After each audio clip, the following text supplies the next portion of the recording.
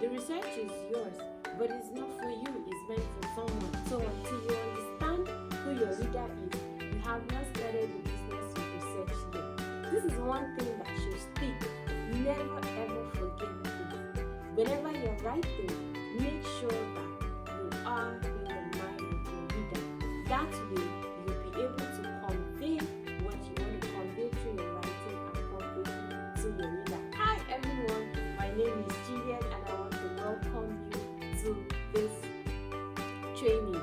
In my last video, I told us that we will be doing our chapter synopsis here and now, and that's exactly what I'm going to go towards now, our chapter synopsis. But hey, the chapters is something that we will be talking about over and over in the course of our videos and this channel. So this is not the only video you're going to be getting on writing the chapter synopsis, but this is the introductory video.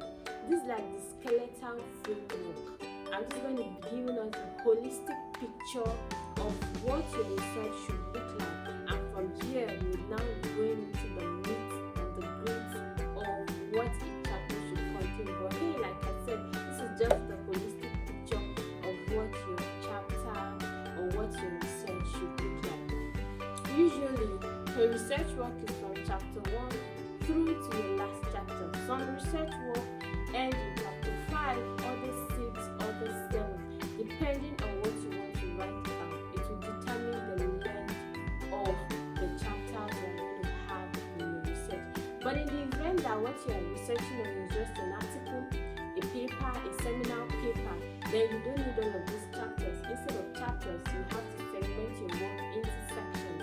So you can have section 1, section 2, section 3, section 4, section 5, depending on what you're writing about. So if you're just doing a seminar paper or you're just writing an article, just replace chapter for sections, and I'm sure you get the idea now. Now you have from your chapter 1 to your 5th chapter. What does your chapter 1 contain? Your chapter 1 is the introduction to your work. Your reader is just meeting this work for the first time. You need to introduce this work to this person. And believe you me, if your chapter 1 is not interesting, your reader will abandon the work. Yes, you heard me right. If your chapter 1 is not captivating enough, your reader will definitely abandon the research. So you have to be able to convey in the most persuasive and interesting manner what your entire body of work is all about. So your chapter 1 contains your introduction. It's your general introduction to the research work. If you need to define any terminologies, you bring it in your chapter 1. Your statement of the problem, you bring it in your chapter 1. The objectives of the research, you bring it in your chapter 1. Whatever led you to want to write about this topic, you do all of that in your chapter 1. If there's a historical background, you bring it. Everything that introduces your research should be contained in your chapter 1. Don't make it boring. Don't make it verbose.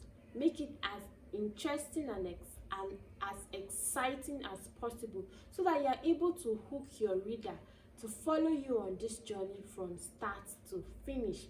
The next chapter is your chapter 2. Your chapter 2 is your literature review. What existing body of knowledge already exists in what you want to write about? So you have to be able to conduct your literature review in your chapter 2. So you'll be reviewing books and articles. The ratio of books versus articles, there's always a lot of dichotomy when it comes to this. But what I can tell us is, let your articles be more than your books. So review more articles vis-a-vis books. Let the articles be more. Now, the books or the articles you review shouldn't be ancient. Imagine writing about something and reviewing literature that is long past what you are currently doing. So your research will be outdated even though it is recent. So make sure that the latest any article or book that you're reviewing for your current research, it should be 10 years before the time of writing. Anything above 10 years, please let it go. Use research work that are as recent as possible. That way you already know the existing body of knowledge and you will be able to fill in the gap in knowledge with your current research. Your chapter 3 through your chapter 4 is where you begin to marshal out your points. You have introduced your work. You have told us the existing body of literature. Now you are telling us what you're doing. So here you're juxtaposing what you know vis-a-vis what has been in existence. You are beginning to tell us what you're writing, what you are doing, why you think it should be like this instead of like this. That's what you'll be doing from your chapter 3 through to your chapter 4. In the event that you're conducting an empirical research where you had to go and collect data, where you had to interview people, where you had to conduct an experiment in the laboratory, then you bring all of those information into your chapter 4.